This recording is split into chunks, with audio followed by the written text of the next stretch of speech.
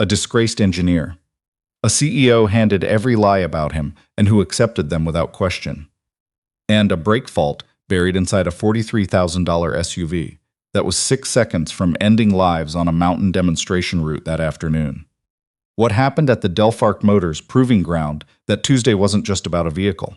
It was about what happens when power decides the truth is inconvenient, and what it costs the people who refuse to forget. The morning Liam Brandt turned off State Route 40 toward the Delpharc facility outside Columbus, he was 8 minutes early and running on coffee that had gone lukewarm somewhere near Zanesville. He'd left Millvale before 6. Cody's science fair was that evening. She'd been working on a water filtration project for 3 weeks, the kitchen table buried under PVC pipe and gravel and charcoal filters for the better part of a month, and she'd made him promise he'd be home by 7. He'd promised. He intended to keep it. He parked his 2009 F-150 between a company fleet SUV and a catering van and sat for a moment with the engine running. The banner stretched across the front of Building C was large enough to read from 50 yards. Delpharc Pinnacle, the road reborn. Camera rigs were already up near the east exit. A row of white media tents ran along the demonstration tracks starting straight. The whole campus had the specific performative cleanliness of a place that expected to be photographed. Liam turned off the engine and reached for his inspection bag from the back seat. He'd been a senior braking systems engineer here for 12 years. He knew which parking structure flooded in March and where the coffee machine in the engineering annex had a broken carafe warmer that nobody had fixed in 4 years. He knew the Proving Grounds North Loop by memory. The 8% grade on the back stretch, the way crosswind came off the ridge on cold mornings. He'd helped design the vehicle he was here to inspect. He hadn't been back in 3 years. The badge scanner at the contractor entrance accepted his temporary clearance without incident. A facilities coordinator named Jonah met him at the building entrance, early 20s, clipboard, the careful friendliness of someone told to be helpful but not to answer questions. He walked Liam to the inspection bay and gave him access to the Pinnacle on the center lift, said the fleet supervisor would check in at 9, and left. Liam set his bag down and looked at the vehicle. It was a handsome piece of engineering. Wide track, short overhangs, the kind of sight lines from the driver's seat that made you feel like the road was giving you information in real time. Someone had spent real money and real talent on this thing. He opened his bag and started with the brake system. Not because he had a specific reason to start there. It was where he always started. Brakes were what stood between a machine and a consequence. You respected that. He was 40 minutes in, running a cold cycle ABS activation sequence, with the vehicle still on the lift when he caught it. A hesitation in the modulator response. Under normal load conditions, exactly the conditions the fleet testing team would have run, it was nothing. A number inside a tolerance band. But Liam had written the original tolerance bands. He knew what they were designed to protect against, and he knew this number was inside the band but trending toward the wrong end of it. He ran the sequence again, same result. He wrote the measurement in the margin of his checklist and kept working. He heard the heels before he heard the voices. The particular shift in a room's atmosphere when someone walks in who moves through buildings like they already own the outcome of every meeting inside them. He didn't look up immediately. He finished the measurement he was on, logged it, and then looked up. Cassandra Weld was 32 years old and had been running Delpharc Motors for 14 months after her father's unexpected cardiac event forced an early handover. She was dressed in a charcoal blazer and fitted slacks, dark hair back, moving through the inspection bay with the practiced ease of someone who had grown up watching her father hold a room and had simply absorbed it. Behind her were 2 men Liam recognized immediately. Shelton Avery, VP of Product Development, mid-50s, silver-framed glasses, the permanent look of a man adding up liability in real time, and Derek Pound, Director of Quality Assurance, who had a quality of careful pleasantness that never quite reached his eyes. They were heading toward the media staging area on the far side of the bay when Avery glanced at the center lift and stopped. Something crossed his face. Fast, Liam caught it. Miss Weld. Avery touched her elbow briefly. 1 moment. She turned when she heard her name and registered the man crouching beneath the pinnacle, before Avery had finished redirecting her. Who authorized a third-party contractor on the demonstration unit? Avery's voice was level, which made it worse. Booked through Meridian Services, someone from the floor crew said. It's in the inspection log. Today of all days. He exhaled through his nose. Cassandra studied the man under the vehicle. He was writing something on a clipboard. He wasn't looking at them. There was something specific about his lack of reaction. Not rudeness, more like a man who had decided a long time ago that his attention was the most valuable thing he had, and he wasn't going to spend it performing awareness of important people. Who is he? She asked quietly. Avery leaned in slightly. His name is Liam Brandt, former senior engineer, braking systems. He left the company about 3 years ago. There were some performance concerns, some conduct issues. It was a difficult period. His wife had just passed. He was raising a daughter alone. We tried to accommodate, but his reliability had become a real problem. Missing review sessions, incomplete documentation. In the end, the work suffered. Cassandra looked at the man. He had stood now and was running his hand along the brake caliper housing, with the concentration of someone who wasn't thinking about anything except what he was touching. What's he doing here today? I genuinely don't know. The booking should have been flagged. I'd feel more comfortable if he weren't under this vehicle with the launch in 3 hours. She nodded. Deal with it. Liam knew Pound was coming before Pound got close. He set down his torque wrench and straightened. Pound stopped 6 feet away. His careful smile was in place. Liam, hey, good to see you. A beat. Listen, we've got a situation. With the event today, we need everyone on the floor to have current facility clearance. The demonstration unit's under full security protocol. It's really a Meridian oversight. They should have caught this on the booking end. Liam looked at him. My clearance is current. I recertified in February. For standard maintenance work, sure. But for a demonstration vehicle on event day, different classification. I'm sorry. We need you to wrap up and we'll get Meridian to reschedule. Liam didn't move immediately. He looked past Pound toward the lift, then back. I'm not finished with the brake inspection. We have our own people. Then your people should pick up where I left off. He held out the clipboard. I'll walk them through what I've covered. Nobody moved to take it. Pound's careful smile did something complicated at the edges. This isn't a negotiation, Liam. I need you to gather your tools and exit the bay. Liam was quiet for a moment. He looked at the ABS modulator housing one more time, the number he'd logged, the hesitation in the response curve that was inside tolerance but shouldn't have been there. He picked up his bag, took the clipboard too, tucked it under his arm, and walked toward the exit. He was at the hand-washing station near the contractor entrance, washing brake fluid off his left hand when he heard them around the corner. Cassandra's voice, then Avery's. The bay's acoustics carried further than Avery had calculated. Is he gone? Pound is walking him out. A pause. I should tell you, he didn't just leave under performance grounds. He filed a formal safety complaint before he went. Something about the ABS module behavior under cold load conditions on the early Pinnacle prototype. The review committee looked at it, couldn't replicate his findings. By that point, his reliability was already in question. A brief pause. Single father, no sleep, still grieving. Those things affect judgment in ways people don't always want to acknowledge. He filed a safety complaint and you removed him. He filed an unsubstantiated safety complaint. There's a distinction. And the behavior afterward, missing documentation deadlines, showing up to review sessions unprepared. He wasn't someone you could depend on. Another pause. If he'd stayed, he would have been a liability. All right. Liam dried his hands on a paper towel. He walked to his truck and sat in the cab with the engine off, trying to decide whether to text Cody about her science fair setup. His phone buzzed. Don Parrish. Heard they walked you out. Where are you? He typed back, parking lot, ABS modulator on the Pinnacle, something in the response curve under cold load. Didn't get to finish. 3 dots, then, come to gate 7, side entrance. Keypad's been broken since March. Just push.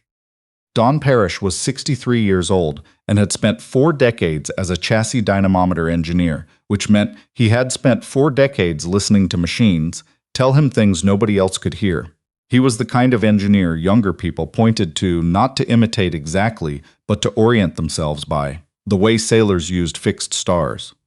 He had been scheduled to oversee the Pinnacle's final systems validation before the launch. He was standing outside the engineering annex with a paper cup of coffee and the look of a man who had made a decision and was standing inside it. "You finished the brake inspection?" he said. "No, ABS modulator response curve, cold load sequence. The hesitation's inside tolerance but trending wrong." Don nodded once. Set his coffee on the edge of a concrete post. "I'm not signing off on this vehicle." Liam looked at him.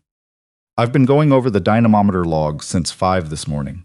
There's a discrepancy in the brake fade simulation from last month's cold weather validation run. Small. The exact kind of small that gets classified as noise and moved past." He looked at Liam steadily. "You filed that report in 2021. The review said your methodology was flawed. Management buried it. I pulled the archived validation files last week, the originals." Don's voice stayed level, but something underneath it was quiet and durable. "The review summary that went to Avery's office doesn't match the raw data that was submitted. Someone changed the numbers." Liam was still. "I'm not signing off on this vehicle," Don said again. "And if they put it on that demonstration route without a full brake revalidation, I'm going to stand in that bay and say so on camera. They'll end your career. I was going to retire in the fall anyway." He picked up his coffee, "and I already told my wife." Liam was still standing there when his phone buzzed. "Cody, Dad, I can't get the PVC coupler to seal right. Grandma says duct tape. Is Grandma right?" He looked at the message, looked at the building, looked back at the message. He typed, "Grandma is never right about plumbing. Use pipe thread sealant. Did you check the fittings are hand-tight first?" 3 dots. "Yes, obviously. Then how do you know so much about pipes you fix cars?" "Engineering is engineering. You'll understand when you're 30. That's a long time away, Dad." He was still smiling when he heard the first raised voice from inside the engineering annex, then 2 more, then the specific quality of silence that follows when a group of people all stop talking at once because something has shifted. He pocketed his phone and went inside. The scene in the validation room wasn't loud. 7 engineers and 2 senior technicians, standing or seated around workstations, none of them raising their voices, and somehow the quiet made it more serious, not less. Don was near the whiteboard. Pound was in the doorway. Avery had arrived and positioned himself near the window. "I need to understand what's happening," Pound said.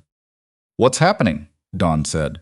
"Is that I've informed you I won't sign off on the Pinnacle's systems validation without a full brake reevaluation. What you do with that is your business." "Don, we've run 4 validation cycles. Against baseline parameters I believe are compromised. You'd know that if anyone had read Liam Brandt's report in 2021. Pound turned and looked at Liam, who had just entered and was standing near the door. "You." The pleasant surface of his face was gone. "You did this." "I haven't said anything to anyone today," Liam said. "I said something in 2021. Nobody listened. That report was reviewed and rejected." "I know. I was there." Liam's voice was even. He wasn't performing calm. He was actually calm, which was different. "The review committee concluded my methodology was flawed. I disagreed then. I still disagree. But I don't work here. He's here because I asked him to be." Don's voice was measured. "And if you try to remove him again, I'm going to walk out to those media tents and tell every camera I see that Delpharc Motors is about to put a vehicle with an unresolved brake fault on a mountain demonstration route in front of investors and press." The room was quiet. Avery set down his glasses very carefully. "That would be irresponsible," he said. "That would be accurate," said one of the younger engineers, a woman named Priya, 29, who had apparently not intended to say it at full volume but had said it. Avery looked at her. "You don't have enough tenure to."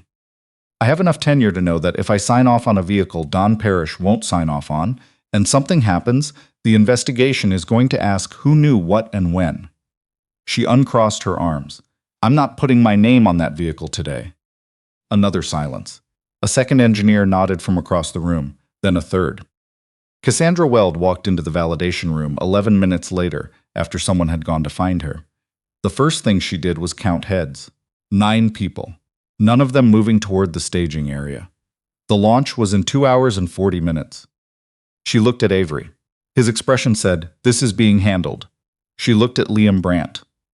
Standing near the door with his inspection bag still on his shoulder and his clipboard tucked under his arm, watching her the way you watch a situation you've seen before and don't entirely know how to place. "You were the contractor this morning," she said. "Yes." "And you're responsible for this?" "No, Miss Weld. I filed a safety report 3 years ago. Don pulled the original data independently. These engineers made their own decisions." A pause. "I'm a contracted inspector who didn't finish his inspection. That's all I am today." Something about the way he said it, not defensive, not self-righteous, just factual, sat differently than she'd expected. She looked at Don. "Don, you're really doing this?" "I'm really doing this." His voice was quiet. "Cassandra, I've validated systems for your father for 18 years. I've never refused a sign-off without reason. I'm not starting today." He paused. "But there's a man in this room who has the data, who has always had the data. All I'm asking is that someone look at it." Cassandra stood very still. Through the room's single window, she could see the media tents, the camera rigs, the Pinnacle, sitting on the demonstration pad in the morning light, white and perfect and very patient. She looked back at Liam. He was watching her, not impatiently, just watching, the way someone watches when they've learned not to expect anything in particular, because expecting things is a habit that costs you something. And he had already paid enough. "You have the original data," she said. "Yes." "And you can show me, specifically, concretely, what you believe is wrong with this vehicle." He shifted the clipboard, set the bag on the floor. "Give me a room with a computer," he said, "and 20 minutes. They gave him the conference room off the main corridor. Folding table, 2 monitors, a whiteboard with last week's production calendar still on it. He didn't erase it. He sat, plugged in his tablet, and started pulling files. Cassandra stood across from him. She had not sat down. Avery had positioned himself near the door. The first file he opened was a scanned document, his own handwriting, 3 years old. Field notes from the Pinnacle prototype brake testing, March through September 2021. "Where did you get those?" Avery's voice was careful. "I kept copies." He didn't look up, "of everything. When I left, nobody asked me to return my field notes, probably because nobody expected them to matter." He opened a second window. "This is the review committee's summary. The one submitted to your office in November 2021. He looked at Avery now. "You countersigned it." Avery said nothing. "Walk me through it," Cassandra said. Liam pulled his chair forward. "The Pinnacle's ABS system uses a 3-channel modulator architecture, redundant by design. If one channel loses signal integrity, the other 2 maintain function. Standard, well-tested." He brought up a graph, a response curve with a small deviation at the right tail. "During cold weather prototype testing in September 2021, I identified a cascade fault potential under a specific combination of simultaneous conditions. Cold soak below 32 degrees, hard braking above 0.7 Gs, downhill grade above 8%. That's a narrow set of conditions," Cassandra said. "Narrow, not impossible." He clicked to the next chart. Under those conditions, the modulator's pressure relief valve develops a timing lag, small, within the system's stated tolerance. The issue is what happens over a sustained hard braking event. The lag compounds instead of self-correcting. The system's safety protocol then interprets the lag as a sensor fault and initiates a partial module reset. "How long does the reset take?" He looked at her. 6 seconds. The room was quiet enough to hear the event setup sounds from outside. A truck reversing. Someone on a PA system running a mic check. 6 seconds of degraded braking, Cassandra said. "At speed on a grade, yes." He clicked once more. A trajectory graph. Steep, jagged, the kind of line that started as a curve and went vertical. "The demonstration route this afternoon runs the North Proving Loop. 8% grade on the back stretch. If the vehicle enters that stretch under hard braking conditions after a cold soak from this morning," he stopped. "Let the graph speak." Cassandra stared at it. She wasn't an engineer, but she understood physics. She could read what a line that went from curve to vertical meant. "That's not in the review committee's summary," she said quietly. "No," Liam said, "it isn't." She turned to look at Avery. He had the expression of a man who had been very cold for a long time and had gotten used to it. His face didn't collapse. His voice didn't break. The review committee assessed Mr. Brandt's data and determined his simulation methodology was flawed. The fault he identified was within accepted parameters. His extrapolation was not. The committee summary, Liam said, omits 2 datasets. He pointed at the screen. My original submission included 9 simulation runs. The summary references 7. The 2 that aren't mentioned are the ones where the system didn't self-correct. Those are the runs that produce this chart. Cassandra was very still. She had a memory, sudden and sharp.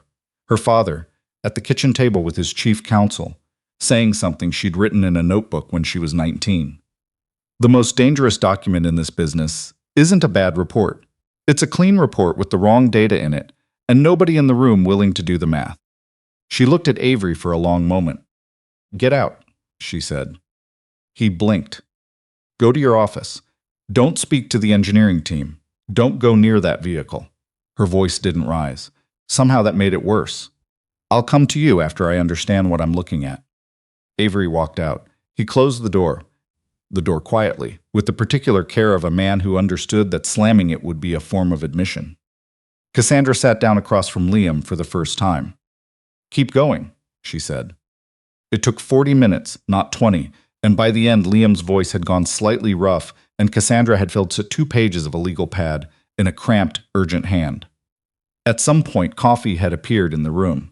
His cup had gone cold, untouched, which seemed to be a pattern with him and coffee today. When you filed the report, Cassandra said, what did you expect to happen? He considered the question. I expected someone to look at the data. He was quiet for a moment.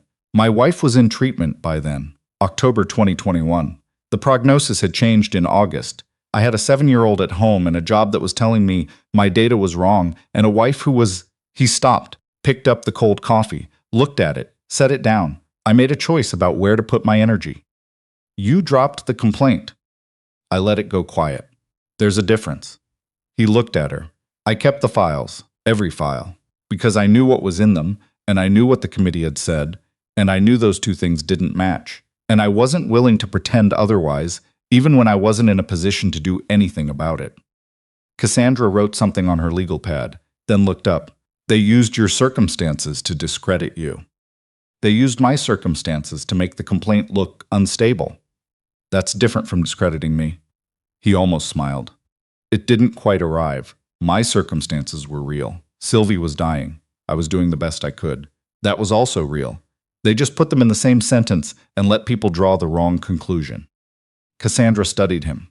She had a habit of reading people quickly, usually accurately, and she was recalibrating now in real time. Not because it was uncomfortable, but because it meant she had been badly wrong, and being badly wrong at this scale had consequences she hadn't yet measured. I dismissed you this morning, she said, in front of the launch team. I was in the parking lot. She wasn't entirely sure if that was a joke. She decided to let it be one, because the alternative was worse. I owe you an apology. You owe me a completed brake inspection on that vehicle. He said it without heat. Whatever else is happening today, somebody needs to finish it. The archive discrepancy surfaced 25 minutes later.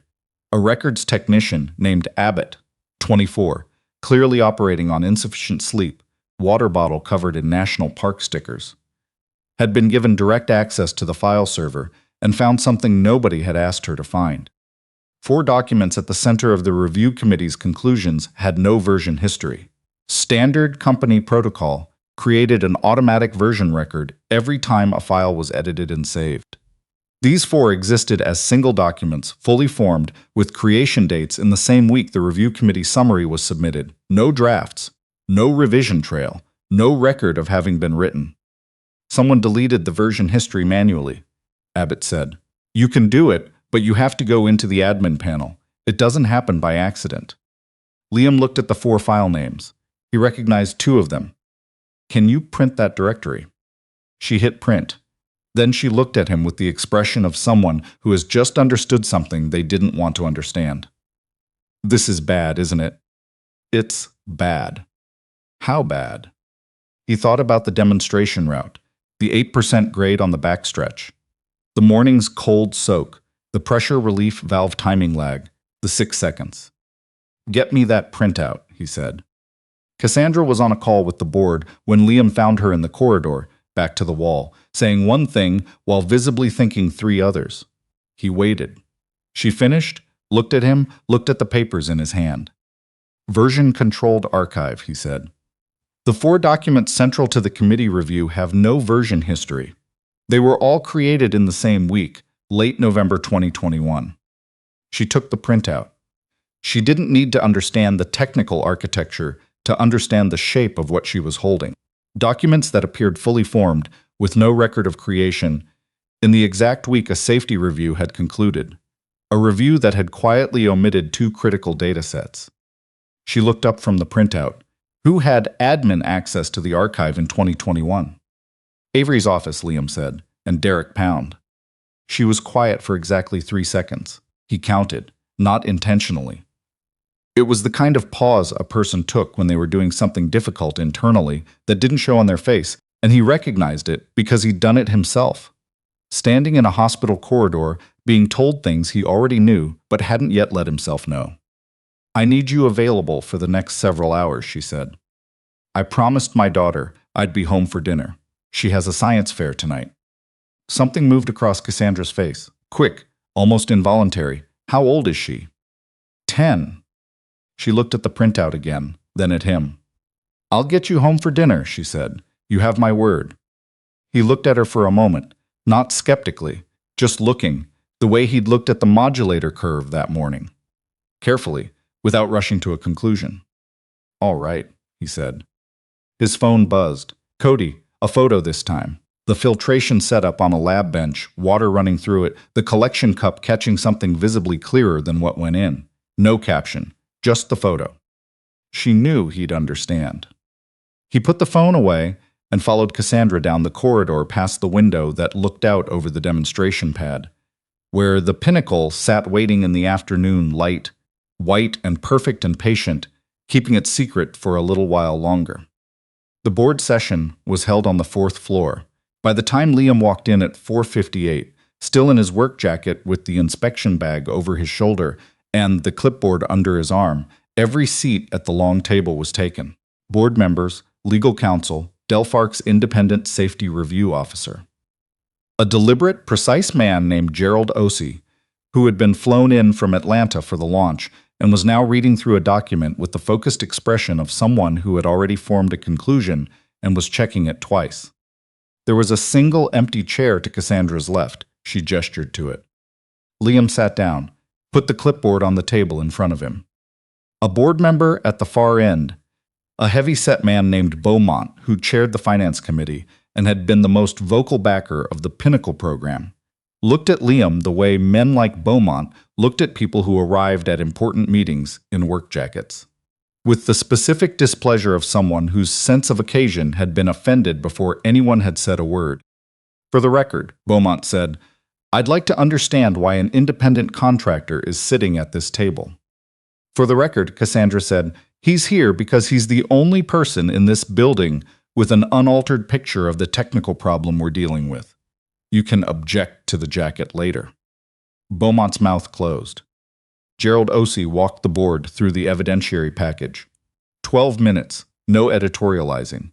The archive records, the version history gaps, the submission receipt showing 9 files, the simulation results, Liam's technical summary, written in plain language at Cassandra's request, with the fault progression graphs attached. When Ossie finished, the room was quiet. A board member named Dr. Aldina, aerospace background, the most technically literate person at the table, said the September 2021 cold weather validation. What were the exact ambient conditions? 29 degrees Fahrenheit, Liam said. Standard for the Ohio facility in late September. The cascade fault initiates below 32. The validation run would have hit the trigger conditions. So the data was present. The data was present. The 2 runs that showed the fault were omitted from the summary. What remained was 7 runs that didn't trigger the cascade because they were conducted under conditions that couldn't trigger it. Aldana looked at the simulation graph and the current demonstration route, Cassandra answered that. She had memorized the route profile 2 weeks ago. North Proving Loop. 8% grade on the back straight. The vehicle's been cold-soaked since 6 this morning. She paused. Forecast this afternoon is 31 degrees on the ridge. Everyone in the room did the same arithmetic at the same time and arrived at the same place. Beaumont set down his pen. He looked at the ceiling for a moment, his way of running the numbers one final time. Then he looked back at the table. "All right," he said. It cost him something. You could see it. All right. The formal announcement went out at 6:47. The company's statement acknowledged the postponement of the Pinnacle demonstration. It described the voluntary initiation of an independent safety review. It named Delpharc's commitment to full cooperation with the NHTSA regional office. And in its fourth paragraph, the paragraph Cassandra had written herself, and refused to soften despite 3 rounds of revisions from legal counsel. It stated that a safety concern filed in 2021 by a contracted braking systems engineer had been materially misrepresented in the internal review summary. It stated the misrepresentation had been deliberate. It stated that the engineer in question, Liam Brandt, had been independently vindicated by simulation analysis conducted on the production vehicle, and that Delpharc Motors formally acknowledged the accuracy of his original findings and expressed unambiguous regret for how those findings had been handled. Liam read it on his phone at 7:04, sitting in his driveway with the engine still running, because he'd pulled up and found himself not yet ready to go inside. He read it once. Put his phone in his jacket pocket. Sat for a moment in the truck in the particular stillness that follows a day that takes something from you and gives you something else back, and you're not entirely sure which weight is heavier. He had imagined this in the abstract over the years, mostly in the first year after he left, when the bitterness was still fresh enough to be loud.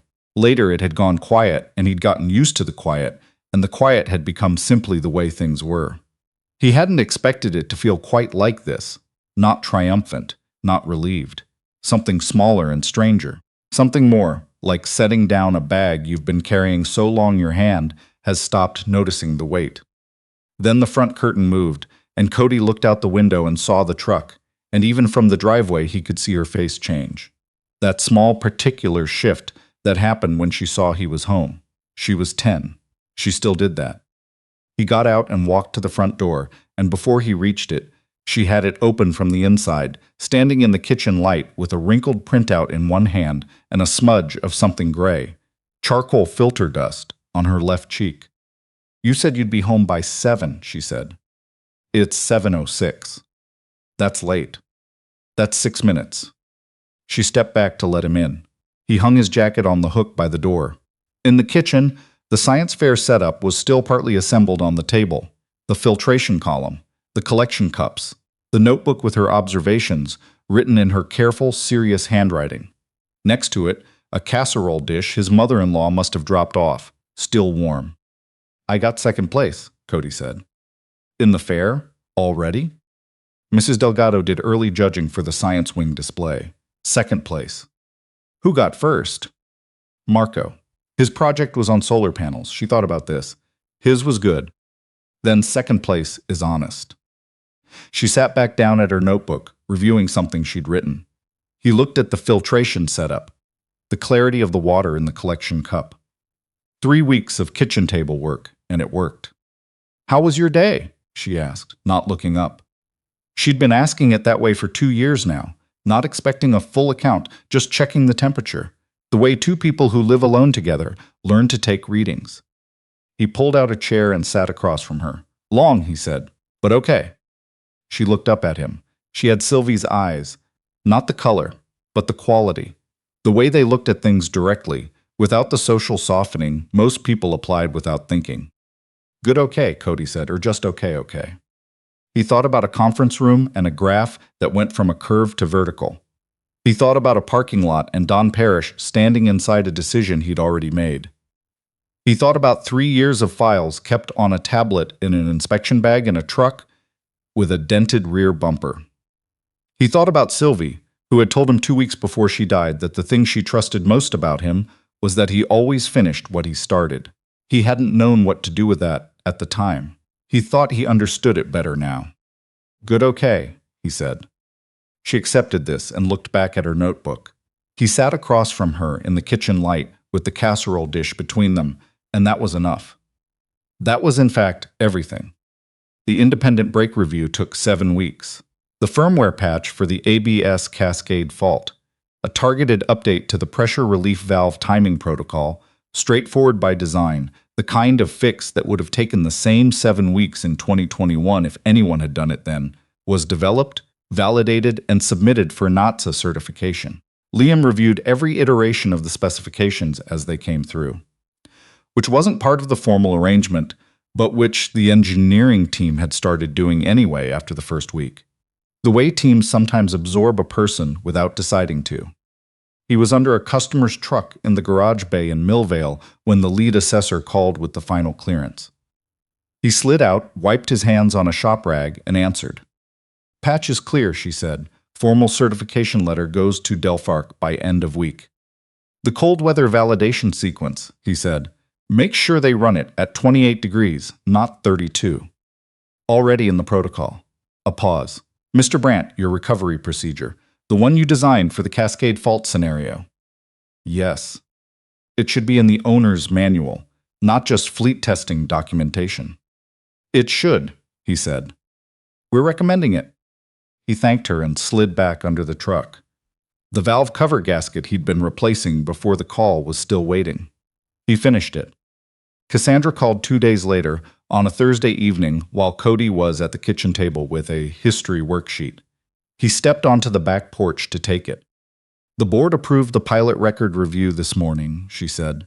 Every engineer and technician who filed a safety concern through Avery's operational chain between 2018 and now, independent review, full records access, remediation packages where findings support it.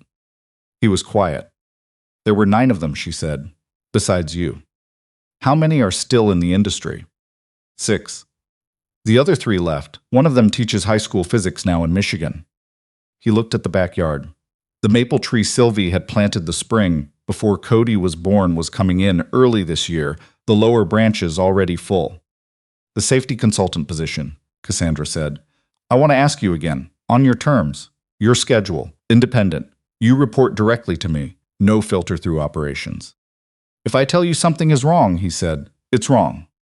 That's the whole point. He thought about it.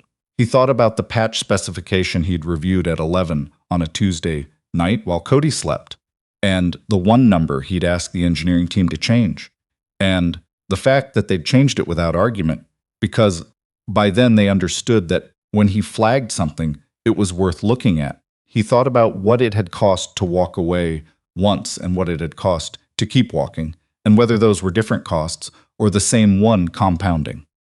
All right, he said. No ceremony. Just the word, and what it meant, out in the yard in the Thursday evening air, with the maple tree catching the last of the light. He went back inside. Cody had moved on to the next section of the history worksheet without him, which was characteristic. She did that, moved forward when he wasn't there to hold her place, then filled him in when he came back, as though she'd been saving the information for him all along. Who was that? She asked. Work. She looked at him the way she sometimes looked at him, direct, no softening, taking a reading, good work or bad work. He sat back down across from her, the worksheet, the maple tree outside the window. The casserole in the oven his mother-in-law had dropped off that he'd remembered to preheat this time. Good work, he said. She nodded and went back to the worksheet.